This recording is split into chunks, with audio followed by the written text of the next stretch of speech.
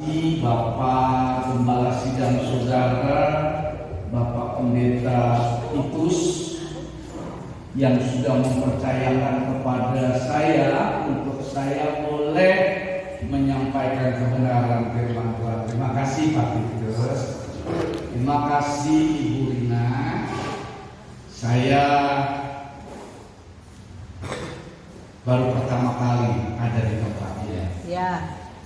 Walaupun saya baru pertama kali ada di tempat ini, saya merasa kok seperti bukan pertama kali. Amin. Saya merasa kehangatan saudara. Saya merasakan kasih saudara. Ya. Nah, ada berapa banyak di antara saudara yang sudah kenal saya? Anda kenal saudara? Belum. Puji Tuhan, belum ya.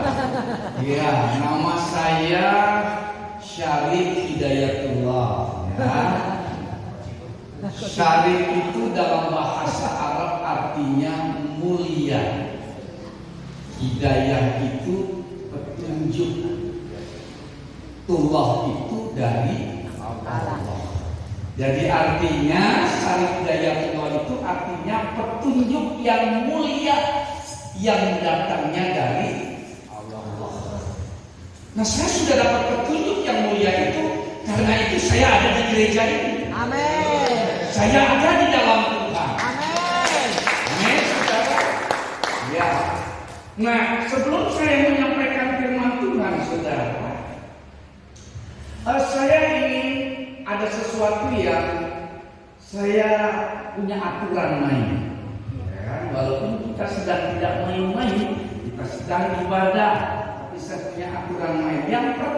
Aturan yang pertama adalah kalau saya bertanya kepada jemaat, saya mau saudara jawab. Oke? Oke. Yang pertama kalau saya tanya, saudara apa? Jawab. Cuma luar biasa. Amin. Saya suka. Walaupun jauh datang ke sini kan dari sana ya. Dari mana Pak? Dari Proya. Bukan Proya. Ya, ini wajah saya kan kayak Cenges, nama Sarif. Wajah Cenges tidak salah. Ini tidak tanpa merek saudara. Tidak tanpa merek ya kan. Tapi ini hasil kerjasama yang baik antara Bapak Ibu saya, laki-laki saya. Ya, saya tidak pesan, saya tidak order wajah seperti ini, tapi saya bersyukur. Ya, kan? Karena itu kalau saya diundang di beberapa gereja, orang yang tidak tahu saya itu yang among tamu, yang asal, itu begitu saya lewat, ya dilewatin aja saya. Ya, dia tidak tahu kalau saya pendetanya. Karena yang dia tunggu-tunggu itu orangnya tinggi besar. Hidungnya mancung, kumisan, jenggotan. Jawa. Ada Hidayatullah dua. Lah ini kok yang datang Cina butut. Gitu. Ya kan? Makanya kadang saya katakan saya ini Cina tanpa merek. Kenapa? Karena saya nggak bisa bahasa Cina, gitu kan ya. Tapi ya saya bersyukur hari ini saya ada bersama dengan saudara. Satu aturan yang pertama adalah kalau saya tanya, saudara wajib menjawab. Yang kedua, kalau saya perintahkan saudara wajib nurut. Wajib nurut. Misalnya saya bilang, bro, mari, mari, bu, kemari, mari, maju, ya. Oke, saya suka gitu. Jadi kalau aturan lain saya itu simpel aja, saya nggak akan membuat saudara sesat. Oke. Tapi kalau kita tersesat, ya tersesat di jalan yang benar. Amin. Daripada udah sesat, menyesatkan Tuhan. Ya. Kemudian yang ketiga, ini yang paling penting. Yang ketiga, kalau saya khotbah, tolong jangan tidur. Oke? Bilang kanan kiri saudara, jangan tidur.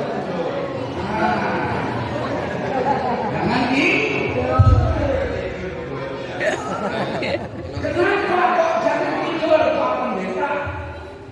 Karena saya ini punya karunia itu sama dengan Rasul Paulus. Nggak nyombong. karunia itu sama dengan Rasul Paulus. Saudara ingat ketika di dalam Kisah Para Rasul pasal 20, Rasul Paulus lagi khotbah, iya kan? Lalu di situ di pasal 20 kalau nggak salah ayat 9, ada seorang pemuda yang bernama Etikus. Benar? Ya. Lalu Etikus terjatuh dari lantai 3 karena ngantuk, kejebuk. Lalu apa? Motian. You know motian? Innalillahi wa inna ilaihi raji'un. Alias meninggoy. Ya kan? Nah, saya tidak mau kalau sementara saya khotbah kemudian saudara jatuh dari kursi saudara lalu meninggoy. Waduh, bedanya Rasul Paulus dengan saya itu, kalau Rasul Paulus dia bisa bangkitkan orang mati. Kalau dengan saya nggak bisa, sudah cukup undang saya untuk peti. Iya kan? Oleh karena itu, satu, jangan ada yang ngantuk. Jangan ada yang ngantuk. Amin, saudara. Amin. Yang keempat, aturan lainnya jangan cemberut. Bilang kanan kiri saudara jangan cemberut. Ya, bilang di wajahmu ada Yesus. Amin. Di wajahmu ada Yesus. Ya, jadi ada sukacita. Amin, saudara. Sebab kalau saya khotbah di hadapan jemaat, terus jemaatnya cemberut, semua itu kayak takut kuburan, sering saudara. Nah itu bikin apa ya? Respect itu ambiar. Nah, tapi kalau sukacita, bahagia, senang, amin saudara. Amin. Ya, maka berkatnya juga nanti melimpah. Amin. Amin saudara. Ya, sebab orang yang gembira itu, ya berkatnya besar. Amin. Gereja yang gembira, bersukacita itu berkatnya besar. Amin. Maafkan juga nanti kalau kasih kolektor itu karena dia hatinya senang, dia lupa kalau itu Bang Angsuran kasih semua. Ya, begitu ingat, begitu keluar dari gereja lah, kok begitu masuk sana. Ya, karena saking gilanya saudara. Ya, baik, hari ini saudara, khotbah saya akan saya ambil dari kitab Yesaya pasal 6. Ya, Bapak Ibu silakan buka Alkitab Bapak Ibu masing-masing. Yesaya pasal 6 ayat 1 sampai dengan ayat 13. Ayat 1 sampai dengan ayat 13. Ya. Oh iya, saya lupa. Ada nggak satu orang yang bisa bacakan Alkitab buat saya? Saya kalau khotbah selalu ada satu orang. Ada di sini yang bersedia melayani? Ya. Bapak duduk di sini. Iya. Pak siapa namanya Pak? Simon. Pak Simon. Suaranya keras nggak nih Pak? Keras ya? Iya. Saya suka orang yang kayak Yohanes Pembaptis ya. Ya suaranya lantang keras, tidak gemulai. Oke. Pak, Yesaya pasal 6 ayat 1 sampai 13 tolong dibaca Pak. Yesaya 6 ayat pertama. Dalam tahun matinya Raja Usia, aku melihat Tuhan duduk di atas tahtanya yang tinggi dan menjulang, dan ujung jubahnya memenuhi bait suci. Terus Pak. Wah, ayo Pak, terus Pak. Pasal 6 ayat 1 sampai 13 Pak. Dalam tahun matinya Uzia. Dalam tahun matinya Usia, aku melihat Tuhan duduk di atas tahta yang tinggi dan menjulang, dan ujung jubahnya memenuhi bait suci. Ya, terus para serafim berdiri di sebelah atasnya, masing-masing mempunyai 6 sayap. 2 sayap dipakai untuk menutupi muka mereka, 2 sayap dipakai untuk menutupi kaki mereka, dan 2 sayap dipakai untuk melayang-layang. ya. Dan mereka berseru seorang kepada seorang, katanya, Kuduslah Tuhan semesta alam, seluruh bumi penuh kemuliaan-Nya. Amin. Maka bergoyanglah alas ambang pintu disebabkan suara orang yang berseru itu, dan rumah itu pun penuhlah dengan azab. Ayat 5. Lalu kataku, celakalah aku binasa, sebab aku ini seorang yang najis bibir, dan aku tinggal di tengah-tengah bangsa yang najis bibir. Namun mataku telah melihat Sang Raja, yaitu Tuhan semesta alam. Tetapi seorang daripada serafim itu terbang mendapatkan aku, di tangannya ada bara yang diambilnya dengan sempit dari atas mezbah. Ia menyentuhkannya kepada mulutku serta berkata, lihat, ini telah menyentuh bibirmu, maka kesalahanmu telah dihapus dan dosamu telah diampuni. Lalu aku mendengar suara Tuhan berkata, siapakah yang akan kuutus, dan siapakah yang mau pergi untuk aku? Maka saudku, ini aku, utuslah aku. Amin. Kemudian firman-Nya, pergilah dan katakanlah kepada bangsa ini, dengarlah sungguh-sungguh, tetapi mengerti jangan. Lihatlah sungguh-sungguh, tetapi menanggapi jangan. Buatlah hati bangsa ini keras, dan buatlah telinganya berat mendengar, dan buatlah matanya melekat tertutup, supaya jangan mereka melihat dengan matanya, dan mendengar dengan telinganya, dan mengerti dengan hatinya, lalu berbalik menjadi sembuh. Kemudian aku bertanya, sampai berapa lama ya Tuhan? Lalu jawabnya, sampai kota-kota telah lenggang sunyi sepi, tidak ada lagi yang mendiami, dan rumah-rumah tidak ada lagi manusia, dan tanah menjadi sunyi dan sepi. Tuhan akan menyingkirkan manusia jauh-jauh, sehingga hampir seluruh negeri menjadi kosong. Dan jika di situ masih tinggal 1/10 dari mereka harus sekali lagi ditimpa kebinasaan. Namun keberadaannya akan seperti pohon beringin dan pohon jari-jari, yang tunggulnya tinggal berdiri dan waktu di tempat, dan dari tunggul itulah akan keluar tunas yang kudus. Amin. Amin. Puji Tuhan. Haleluya. Dari Yesaya pasal 6 ayat 1 sampai dengan ayat 13. Oh iya, begini nih. Saya nggak biasa pakai mic gitu kan. Biasa begini aja udah. Nah, Yesaya pasal 6 ayat 1 sampai 13 ini, maka tema kita pada pagi hari ini adalah pakailah hidupku Tuhan. Amin. Yuk sama-sama katakan bersama-sama dengan saya, pakailah hidupku Tuhan. Pakailah hidupku Tuhan. Pakailah hidupku Tuhan. Pakailah hidupku Tuhan.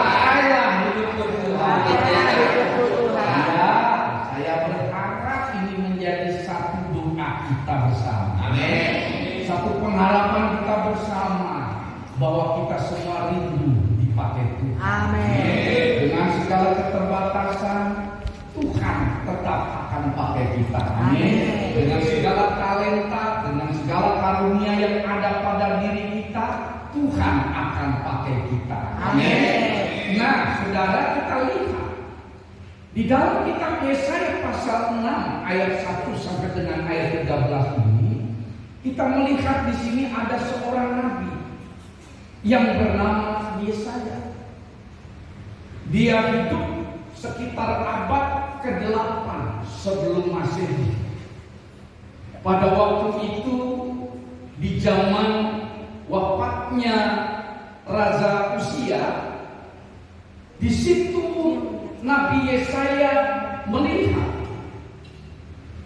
apa? Melihat bahwa Tuhan itu duduk di atas tahta yang tinggi dan menjulang, yang kemudian dikelilingi oleh para serafim yang berseru-seru tentang kesucian Tuhan. Tetapi pada saat itu seorang nabi yang bernama Yesaya, dia merasa dirinya tidak layak.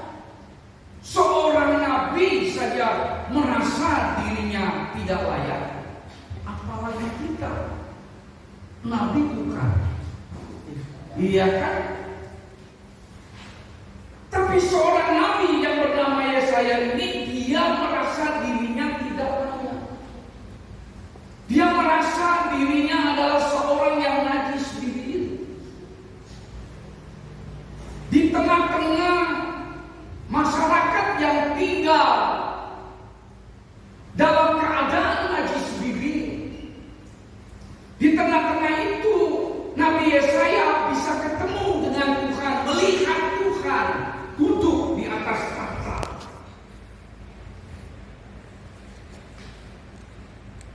Tapi disitulah awal perjumpaan antara Tuhan dan Nabi Yesaya untuk memakai hidupnya. Kalau saudara adalah orang yang berdosa, karena memang Tuhan tidak cari orang yang soleh, yang kudus, tapi Tuhan cari orang yang berdosa.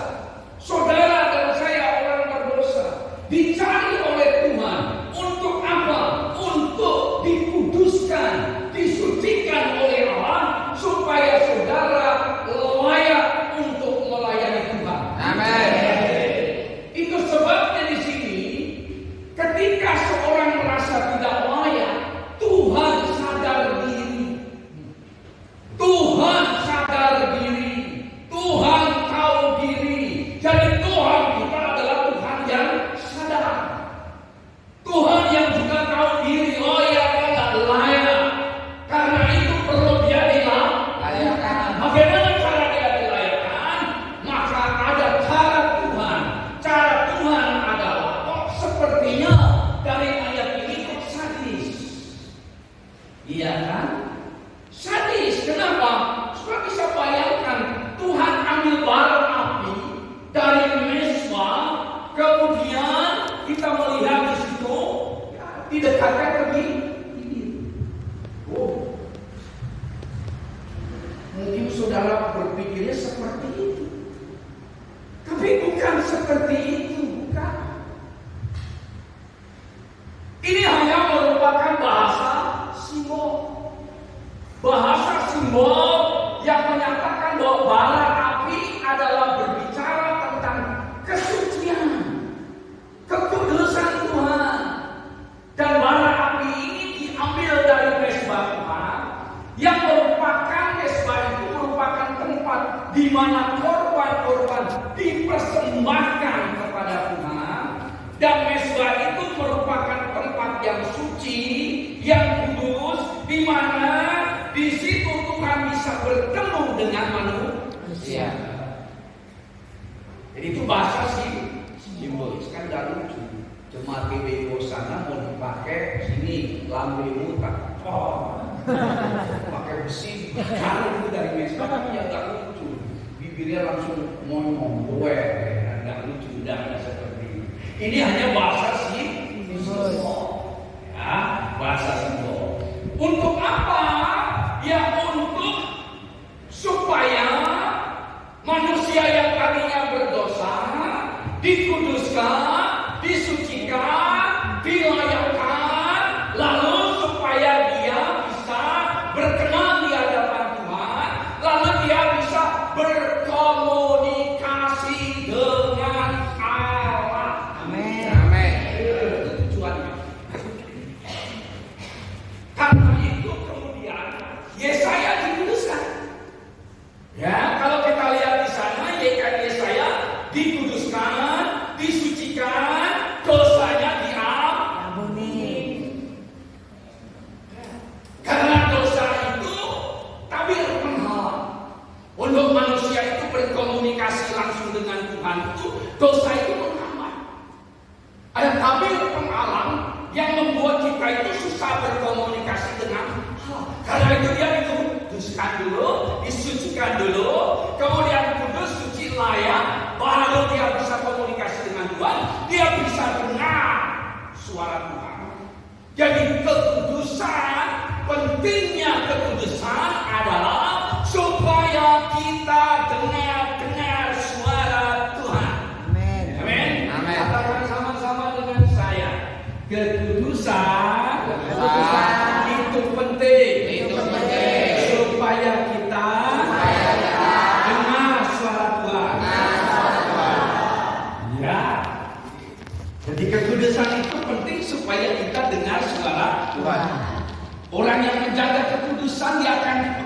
dengan suara Tuhan. Dia akan sensitif dengar suara Tuhan. Dia akan mengalir dengan pergerakan Tuhan. Dia akan dipakai oleh Tuhan. Tapi orang yang tidak menjaga kekudusan hati, kekudusan hidup, maka Tuhan tidak berkenan. Karena itu di situ dikatakan di ayatnya yang ke-8. Apa ayat ke-8 dikatakan? Lalu apa saudara?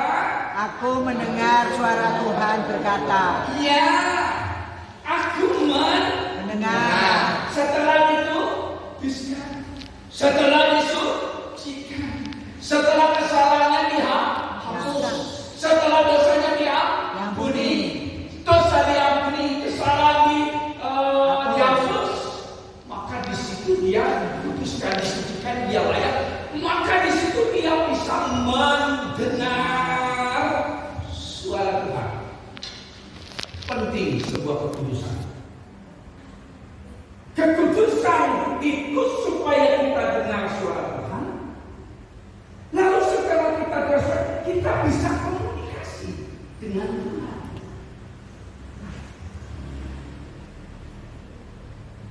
Tujuan daripada dikuduskan itu, selain kita bisa berkomunikasi, supaya kita layak dipakai oleh Tuhan. Prosesnya sakit, menderita. Jadi orang Kristen lebih gampang mana dengan jadi orang dunia? Oh, kalau saya lebih gampang jadi orang dunia. Ya, jadi orang dunia itu paling gampang. Mau ngomong apa aja namanya orang dunia. Mau ngomong babi itu, anjing itu, monyet itu nggak ada masalah. Tapi kalau kita jadi orang Kristen, salib itu gede, kalungnya gede dipakai salib, iya kan? Kita ngomong babi itu, monyet itu, salib gede, monyetnya gede banget, kan nggak lucu, iya kan? Susah, lebih susah jadi orang Kristen daripada jadi orang dunia. Karena itu saudara, supaya kita itu layak dipakai Tuhan, maka kita perlu dikuduskan, disucikan. Itu syarat mutlak. Dan saudara dan saya yang ada di TPI Hosana ini adalah semuanya sudah dikuduskan oleh darah Yesus. Darah anak domba Allah yang tidak bercacat celah. Amin. Kita sudah diselamatkan. Kita sedang menjalani keselamatan. Kita akan mendapatkan upah dari keselamatan. Itulah status keadaan kita saat ini. Sudah, sedang, dan akan. Amin. Sudah diselamatkan. Amin. Karena sejak saya terima Yesus, saya diselamatkan. Dan ketika saya diselamatkan, saya menjaga keselamatan saya ini, menjaga kekudusan hidup saya ini. Maka saya sedang menjalani keselamatan itu. Dan suatu saat nanti, aku percaya keselamatan ini akan mendatangkan upah yang besar untuk menerima upah, bukan menerima hukuman. Amin. Itulah iman, keyakinan kita, pengharapan kita kepada Tuhan. Amin, saudara. Ya, oleh karena itu saudara, sekarang pertanyaannya adalah bagaimana supaya hidup kita bisa dipakai Tuhan. Amin. Siapa di antara saudara yang itu dipakai Tuhan, angkat tangan. Oh ya, 1, 2, 3, 100 lebih. Iya, nubuatan ya kan. Iya, saya percaya suatu saat Amin. tempat ini akan keluar. Amin. Keluar. Amin, saudara. Amin. Itu tergantung pada dirimu. Ya, untuk buat gereja ini tidak muat penuh sesat itu tergantung pada dirimu. Kau mau dipakai Tuhan atau tidak, itu tergantung pada dirimu.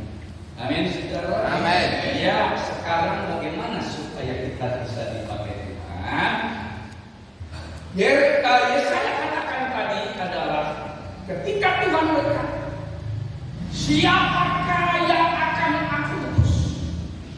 Dan siapakah yang mau pergi untuk aku? Lalu Yesaya berkata apa, saudara? Ini aku, Utuslah aku. utuslah. Yang pertama supaya kita dipakai Tuhan, syaratnya adalah tawarkan diri pada Tuhan. Amin, saudara. Amin. Apa? Tawarkan dirimu pada Tuhan. Tawarkan dirimu, ajukan dirimu pada Tuhan. Ada hasrat yang begitu sangat tinggi dalam hidup. Ajukan, tawarkan dirimu pada Tuhan. Jangan kau ajukan dirimu pada manusia. Saya jadi hamba Tuhan tidak pernah minta-minta pelayanan.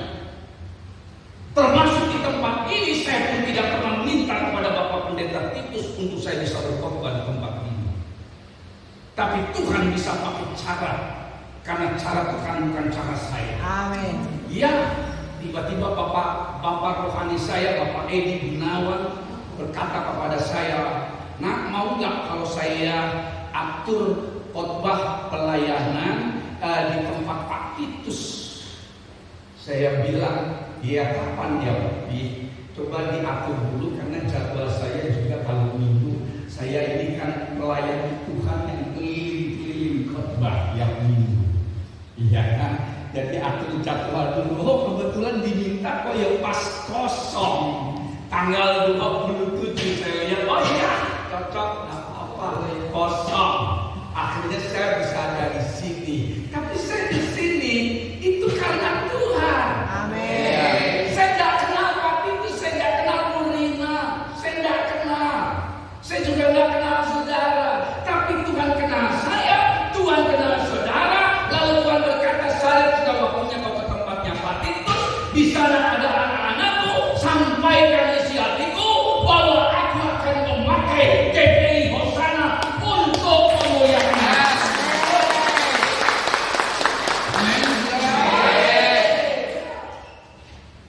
Adalah saya di sini. Tawarkan dirimu pada Tuhan, jangan pada tawaran manusia. Sebab manusia sering mengecewakan. Tapi Tuhan tak pernah mengecewakan. Amin. Sekalipun kau harus berjalan dalam lembah kekelaman, tapi gadanya dan tongkatnya tetap menghibur kita. Amin. Ya, ada penghiburan di dalam Tuhan. Semenderita-menderitanya ada Tuhan, tetap ada penghiburan, tetap ada kebahagiaan tersendiri. Karena kita tahu Tuhan pasti buka jalan, dan jalan itu adalah jalan yang terbaik bagi kita.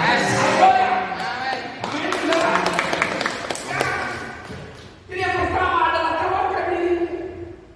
Ada banyak anak Tuhan yang sok jual mahal, dipakai Tuhan. Tuhan berdoa, Tuhan pakailah hidupku, pakailah hidupku. Kalau doa sampai dimoli, dimonyong di masa ini. Tapi waktu ditawarkan oleh Bapak Gembala Sidang untuk melayani, sudah jual mahal, sudah nggak mau, sudah menolak dengan berbagai macam alasan. Ini itu ada yang keselera, jembek, boyong pegel.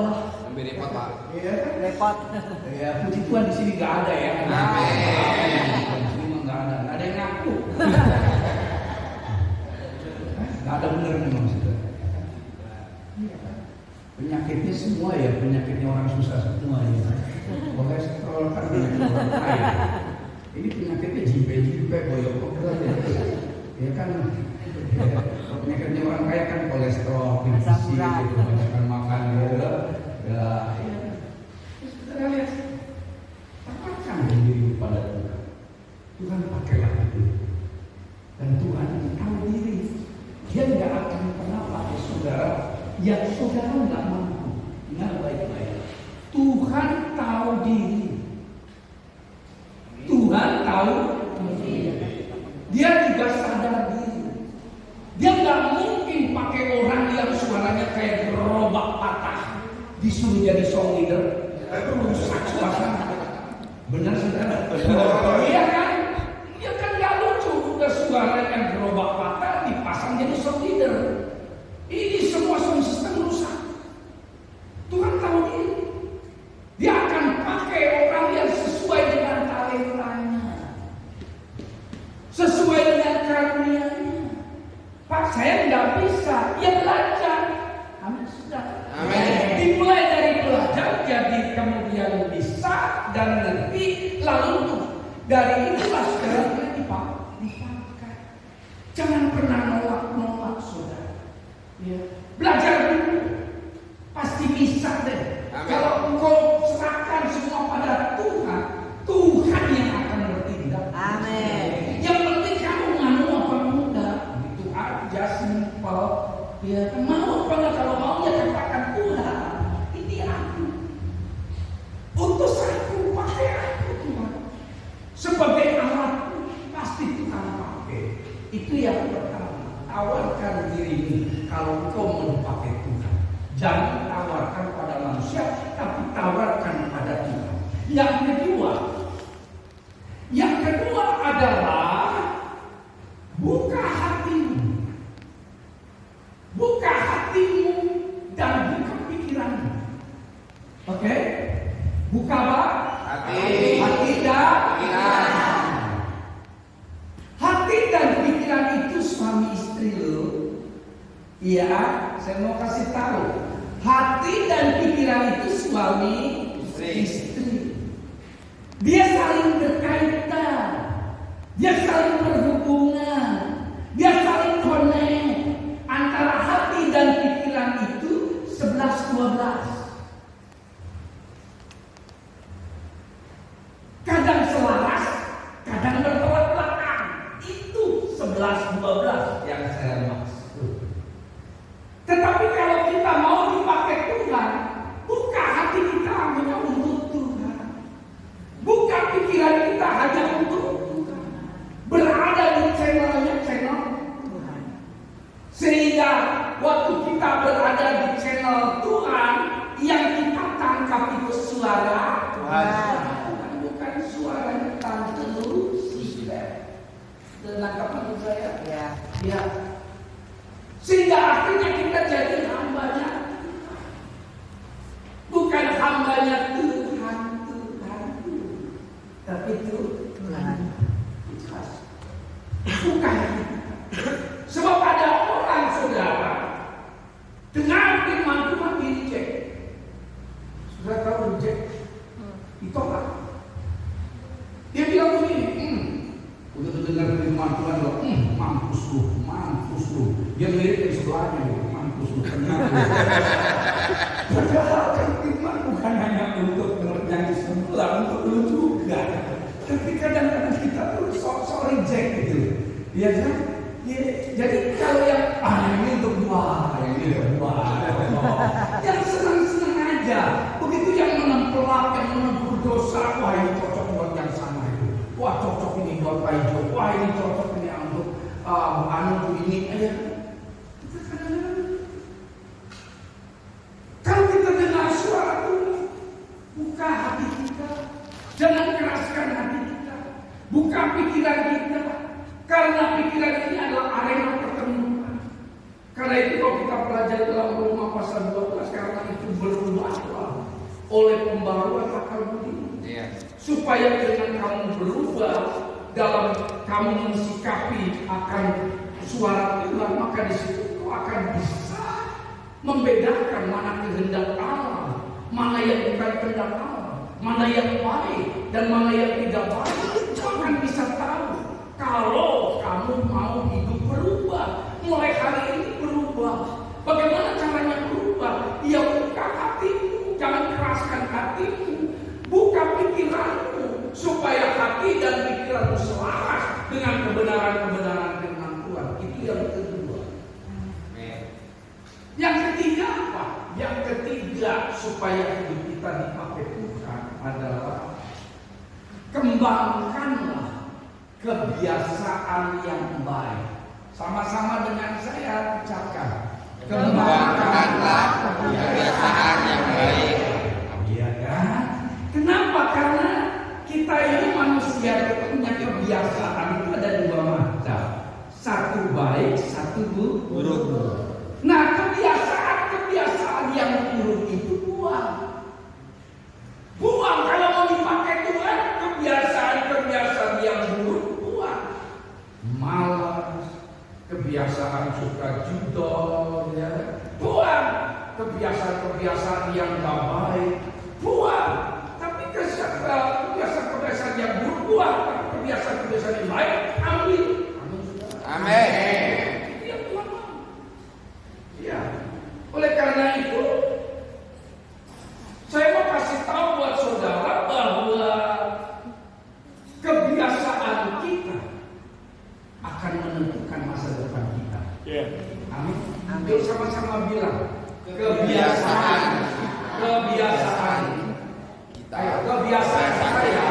saya adalah untuk menentukan masa depan saya. Jadi kebiasaan kamu hari ini akan menentukan masa depanmu. Iya. Percaya atau tidak, kebiasaanmu akan menentukan masa depanmu. Amin, saudara. Amin. Ya, ikuti lagi kata-kata saya. Ya kan?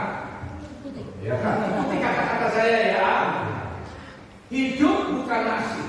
Hidup bukan nasib, Tapi hidup adalah pilihan. tapi hidup adalah pilihan. Sejak saya percaya Yesus, Sejak saya percaya Yesus, hidup saya bukan nasib. hidup saya bukan nasib, Hidup saya adalah pilihan. hidup saya adalah pilihan. Kalau saya memilih Kalau saya memilih untuk mentaati apa yang Tuhan katakan, apa yang Tuhan katakan, saya berjalan dalam kepastian. Saya percaya di dalam Yesus Di dalam Yesus ada keselamatan. ada keselamatan Yang pasti. yang pasti. Amin. Oke, saudara, hidup kita bukan nasib. Sepakat? Sepakat. Jadi nasib itu ada pada dirimu sendiri. Itu pilihan. Amin, saudara. Nasib tidak ditentukan oleh karena lubang hidung gede. Atau orang Cina cari mantu pengennya lubangnya yang mana yang gede apa yang kecil itu kan yang kecil, kalau gede jangan. Katanya kalau lubang hidungnya gede boros. Ya kan, lubang hidungnya gede itu boros. Masuknya badai, keluarnya truk. Kita tidak ditentukan oleh itu. Amin, saudara. Amin. Nasib kita ditentukan oleh Tuhan. Amin. Amin. Nasib kita ditentukan oleh Tuhan. Kalau kita punya Tuhan, kita percaya. Amin, saudara. Amin. Keselamatan kita juga keselamatan yang bukan mudah-mudahan, tapi keselamatan kita adalah keselamatan yang pasti. Amin. Saudara. Amin. Ya, karena itu di dalam kitab Injil Yohanes pasal 12 ayat 26 firman Tuhan berkata, barang siapa yang melayani aku, kata Tuhan, ia harus mengikut aku. Ya kan? Jadi kalau saudara melayani Tuhan, saudara harus jadi pengikut Tuhan, ikuti Tuhan, bukan ikuti setan. Pengikut Tuhan namanya juga. Dan di mana kata Tuhan? Aku, kata Tuhan. Aku, Yesus, aku, Bapa. Aku di mana? Aku berada di mana? Di situ pun pelayan-pelayanku, orang-orang yang melayani aku, kata Tuhan. Maka dia juga harus berada. Barang siapa melayani aku, ia akan dihormati siapa? Bapa. Yohanes 12:21. Artinya kalau saudara ini melayani Tuhan, karena itu kebiasaan yang baik. Hari ini saudara sudah memulai kebiasaan yang baik, walaupun umur udah tua, kaki udah nggak kuat, ya kan? Suara juga agak bagus, bagus amat. Tapi saudara beri pada Tuhan, saudara mau melayani Tuhan, maka saudara akan dihormati Bapak. Amin.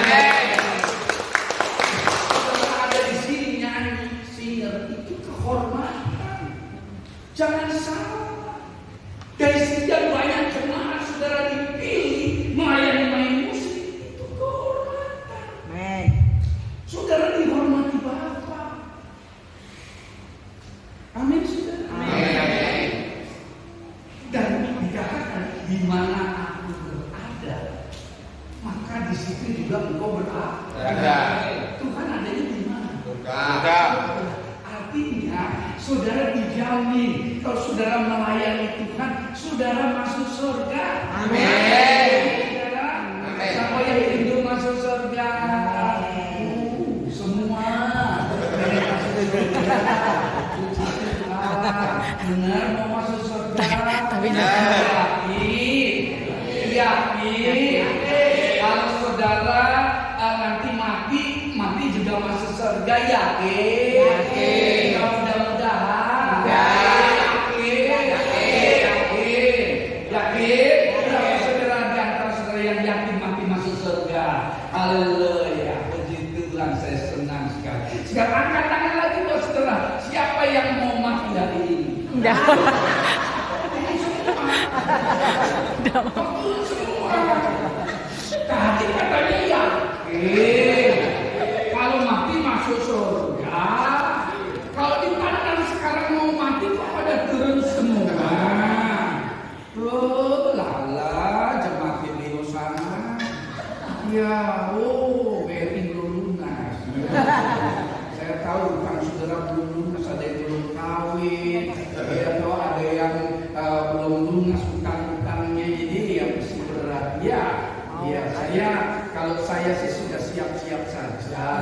Kalau memang sudah waktunya Tuhan, ya saya siap. Tapi saya sudah tanya sama Tuhan, bagaimana Tuhan dengan saya? Lalu saya dijawab sama Tuhan, iya, kaplingmu sudah ada, tapi belum dibangun rumahnya, jadi belum siap.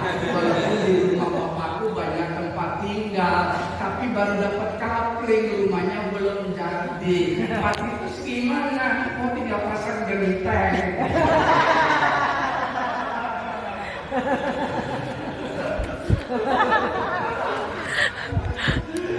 Loh, kalau kita mati dalam Tuhan nggak usah takut.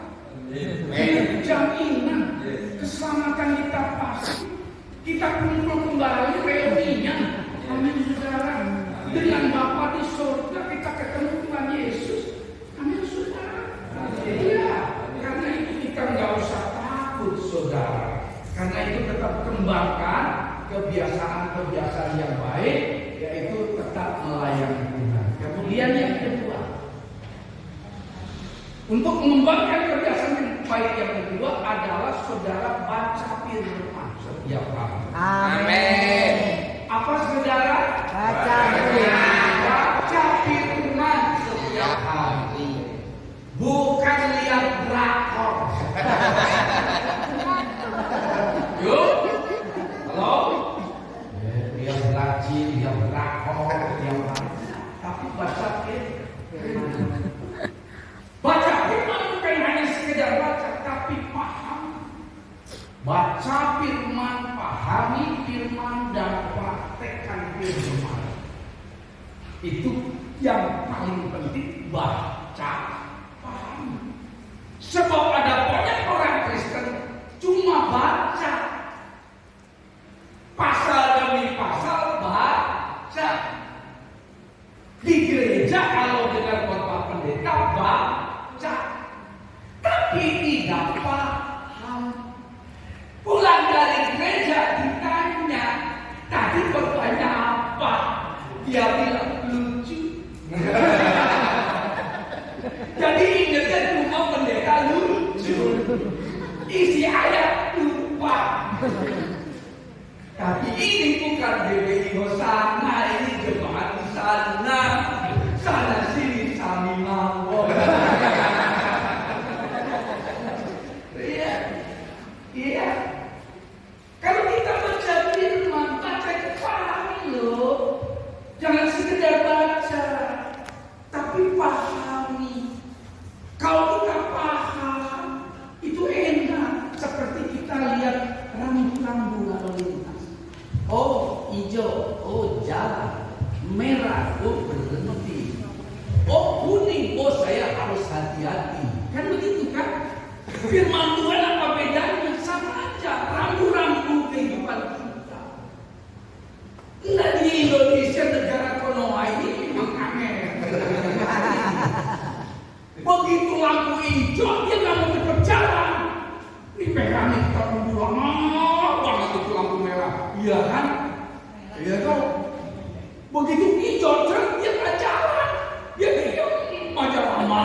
Makanya kita nih baru 3 mobil lewat, kita udah ke bagian merah lagi di belakang udah misu-misu orang. Iya. Tapi lucunya kalau lampu udah kuning mau merah, dia tancap mama. Rating kanan belum kiri. Itu mama, tapi mama di sana ada di sini yang begitu. Mana orang? Nggak ada ya, begitu. Iya, nggak ada ya. Nggak ada ya. Ya. Ini orang Kristen orang paham. Baca firman juga begitu. Harus paham. Kalau sudah paham, praktekkan.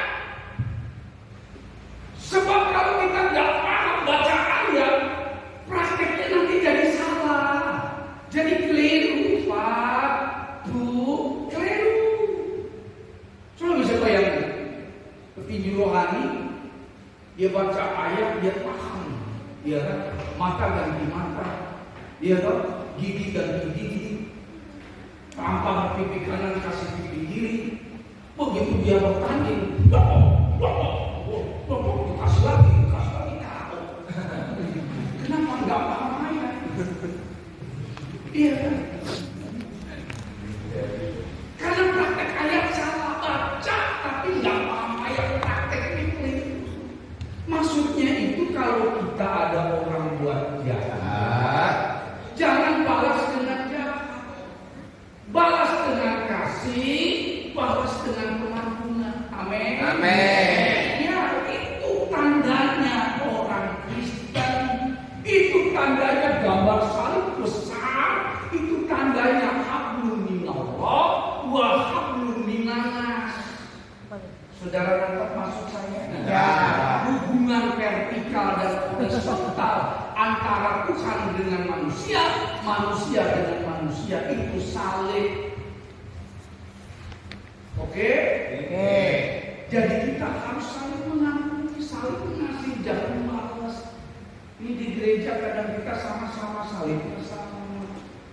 Kita ribut, satu gereja, satu pendeta, satu organisasi, ribut aja.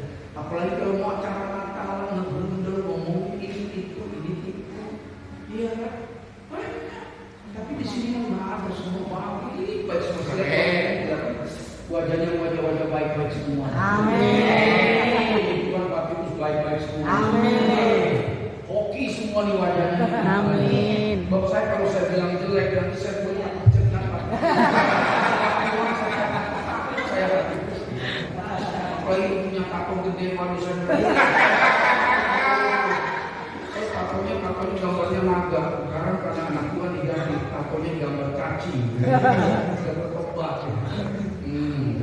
Ya, jadi saudara pahami, belajar kemana Pak? Ya belajar di gereja. Masa ke restoran Padang? Ya kenyang. Ya, belajar di gereja. Di gereja itu biasanya ada apa? Pendalaman Alkitab. Atau program-program gereja ada yang namanya konser. Ikuti. Di sana saudara bisa bertumbuh. Iman bertumbuh, di situ pikiran bisa berubah dari negatif jadi positif. Di situ kamu bisa saling menguatkan iman. Di situ kamu bisa sharingkan kebenaran firman Tuhan. Di situ kamu bisa saling mendoakan satu dengan yang lain. Di situ kamu bisa tanya jika ada firman-firman Tuhan yang dikau tidak paham, dikau bisa tanya dengan Bapak Pendeta, dengan orang-orang yang mampu. Amin, saudara. Amin. Konser atau kebaktian rumah tangga atau apa, ikuti. Ya. Ojo turut ciprong, mati tidur, ya kan? Saudara ikuti supaya saudara bisa bertumbuh. Pertanyaannya begini, bagaimana Pak? Kalau saya baca firman, saya paham, Pak. Saya ngerti dari kitab Kejadian sampai kitab Wahyu saya hatam. Saya udah tahu Pak, asal demi pasal saya baca. So, saya dari kecil Kristen, sampai sekarang saya masih Kristen, saya sudah baca tamat dari Kejadian sampai Wahyu, saya paham.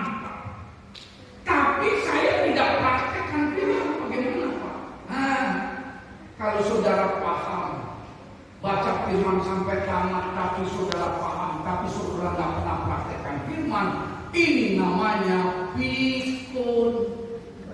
Coba sama-sama dengan saya katakan pikun. Pikun rohani.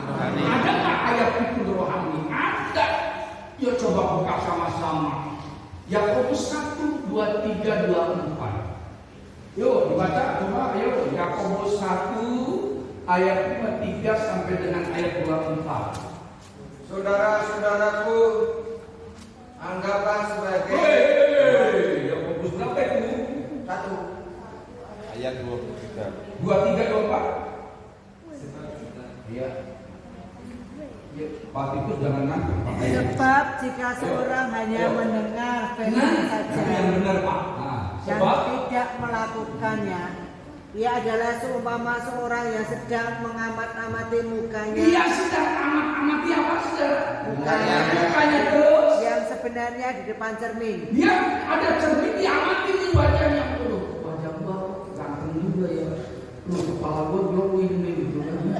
Lu kayak cilok gitu kan. Aduh ngapa gitu bukannya saya. Kebetulan aja memang gitu ya kan. Wah ini dia amati wajah dia. Terus kemudian apa yang terjadi? Baru saja ia memandang Dia dirinya. pandangi itu wajahnya terus. Ia sudah pergi atau ia segera lupa Bagaimana? bagaimana rupanya. Wajahnya sendiri dia lupa. Namanya pikun rohani. Ini ayat pikun rohani. Jadi diperumpamakan seperti itu kata Tuhan, bahwa ternyata pikun rohani itu ada. Dia ada di dalam gereja, dia melayani Tuhan, tapi dia pikun rohani. Dia baca firman, tapi dia tidak pernah praktekkan firman.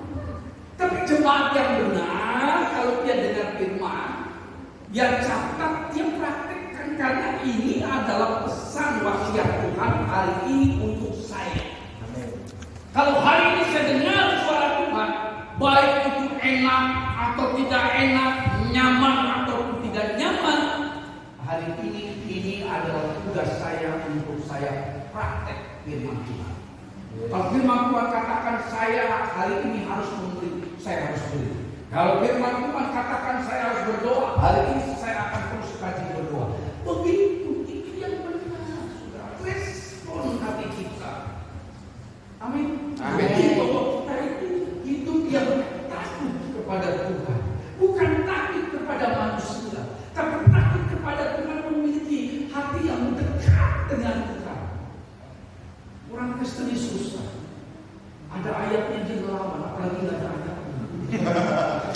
Aku bingung. Ada ayatnya suka melawan, apalagi nggak ada ayatnya tambah. Ya kan? Makanya betul kata pengamat asing. Pengamat asing mengatakan bahwa negara kita ini adalah negara yang sebenarnya kaya. Kaya udah susah sampai merobek. Ya kan? Ini kaya betul-betul kaya, kekayaan alam luar biasa, tapi bangsa kita ini nggak bisa maju. Kenapa nggak bisa maju? Sudah lihat, sedangkan Singapura aja maju, Korea Selatan maju, Taiwan maju, Israel negara yang katanya kering, gesang, ia maju. Karena apa? Karena ada yang mereka takuti. Ya karena mereka ada yang takut. Taiwan, dia takut sama Cina daratan. Orang Taiwan takut sama Cina daratan. Korea Selatan dia takut sama Korea Utara. Singapura takut karena dia negara yang mayoritasnya orang Tionghoa yang hidupnya di tengah-tengah lautan lain. Kemudian Israel dia takut, tapi dia hebat. Kenapa? Karena berada di tengah-tengah lautan Arab, tetap dia bisa bertahan sampai sekarang.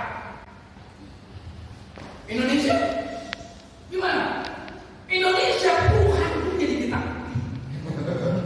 Bener nggak? Yang dia takut orang Indonesia ini sama babi. Betul? Sama babi. Minyak babi dia takut. Orang jual goreng ayam pakai minyak babi aja di demo. Takut. Orang Indonesia ini takut sama KPK. Tidak takut sama Tuhan. Makanya orang yang tidak takut sama Tuhan